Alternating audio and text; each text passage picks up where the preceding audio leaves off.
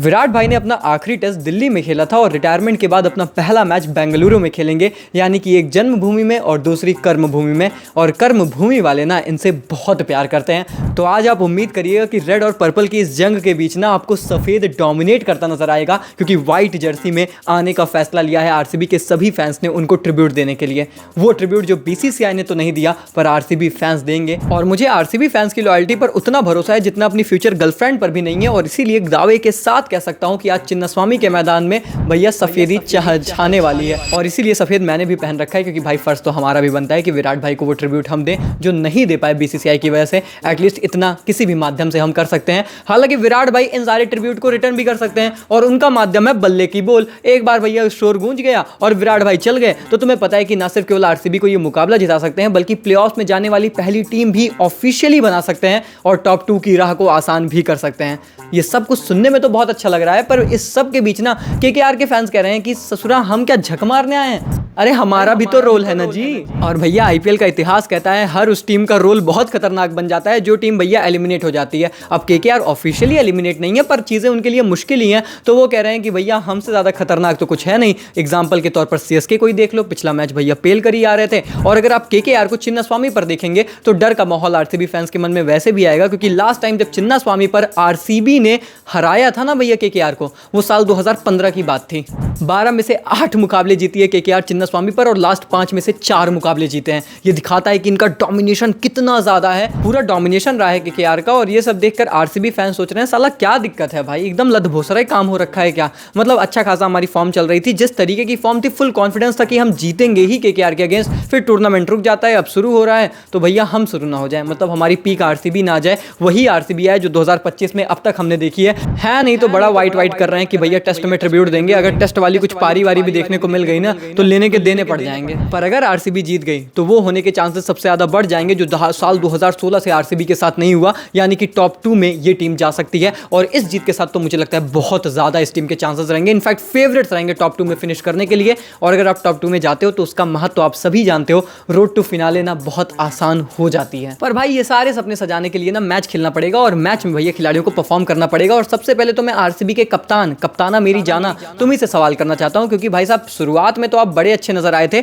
लेकिन last 5 match में मैं देख रहा था आपकी 10 की एवरेज है और चिन्नास्वामी पर तो आपने स्पेशली भैया अलग लेवल की क्रिकेट खेली है। ये सब सुधारना पड़ेगा। फिटनेस आपकी ठीक हो चुकी है, फिट है, तैयार है इस मुकाबले के लिए, तो फिर थोड़ा सा दुरुस्त आइएगा, क्योंकि केकेआर ना बहुत दुरुस्त है अपनी गेंदबाजी में। केकेआर की बॉलिंग इकोनॉमी इस आईपीएल सबसे बेस्ट है और इनफैक्ट आप स्पिन को बजाते हो और इनके पास स्पिनर्स के तौर पर वरुण चक्रवर्ती और सुनील नारायण जैसे ट्रम्प कार्ड्स अवेलेबल हैं। और इनफैक्ट इनकी डेथ ओवर की गेंदबाजी की इकोनॉमी भी इस सीजन आई थिंक दूसरे पायदान पर आती है। लेकिन आपको पता है कि पहले पायदान पर बल्लेबाजी में डेथ ओवर्स में कौन आती है?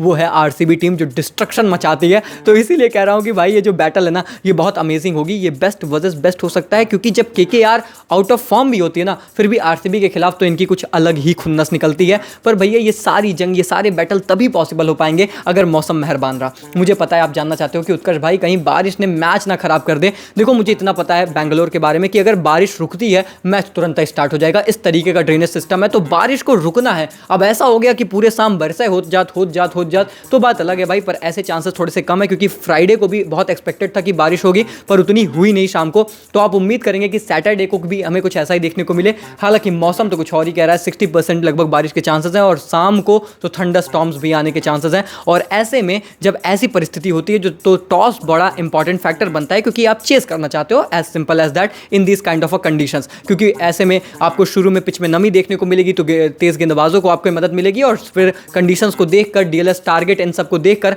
आप अंत में चेस भी आसानी से कर पाते हो। खैर दोनों टीमें अपनी प्लेइंग 12 के साथ क्या कर रही हैं इस सीजन, चलिए बचे हुए मुकाबलों के लिए वो समझ लेते हैं। शुरू करेंगे आरसीबी टीम के साथ। अब फिल सॉल्ट आ चुके हैं तो मुझे लगता है विराट कोहली के साथ फिल सॉल्ट ही पार्टनर करेंगे। और नंबर 3 पर मैं जैकब बैथल को इसलिए नहीं देखता क्योंकि बैथल प्लेऑफ्स में नहीं रहेंगे। आपको अपनी टीम को प्लेऑफ्स के लिए अभी से तैयार करना है। मैं ना देवदत्त पडिक्कल की जगह मयंक अग्रवाल खिलाऊंगा, भले मुझे राइट हैंड बल्लेबाज या फिर right hand dominating top order बनाना पड़ रहा है। और आरसीबी के ना जो डायरेक्टर साहब हैं उनसे भी थोड़ा सा हिंट यही मिला है कि देखो हम अपनी ब्रांड ऑफ क्रिकेट खेलेंगे, भले फिर left hand right hand combination किसी भी तरीके का क्रिएट हो। तो ऐसे में मैं तो भैया मैंग के साथ जाऊंगा, क्योंकि जो प्लेऑफ्स में श्योर है उसे खिलाओ ना, तैयार करो अपनी टीम। आप तो ऑलरेडी एक अच्छी पोजीशन पर हो, ऐसा नहीं है कि आपके लिए डू और डाई सिचुएशन है।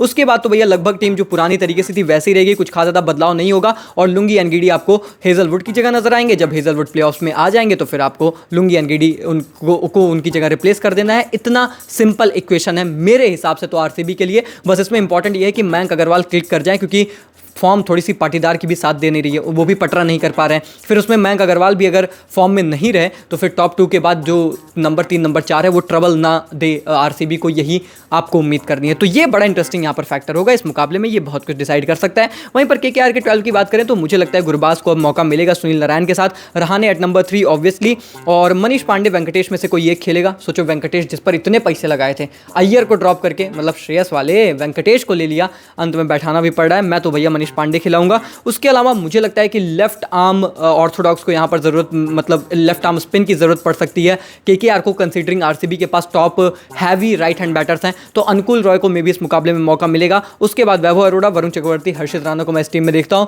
तो केकेआर के लिए यही स्ट्रेटजी होने वाली है, और प्लेऑफ्स तक तो शायद ये टीम जाएगी नहीं।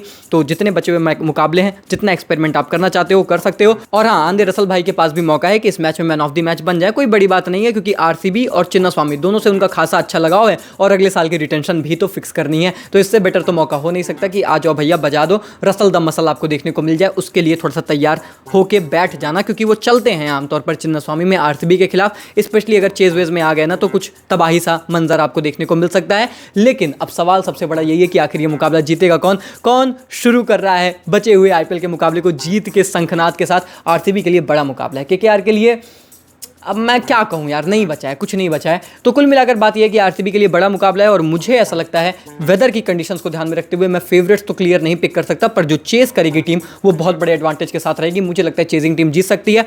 Final prediction toss conditions playing 12 को देखकर मैं करूंगा हमारे टेलीग्राम चैनल पर, जिसको आप यहां पर जो कोड है उसको देखकर स्कैन भी कर सकते हो, या फिर डिस्क्रिप्शन और कमेंट बॉक्स में लिंक है, वहां से आ जाओ, देखते हैं कि कौन ये मुकाबला जीतेगा।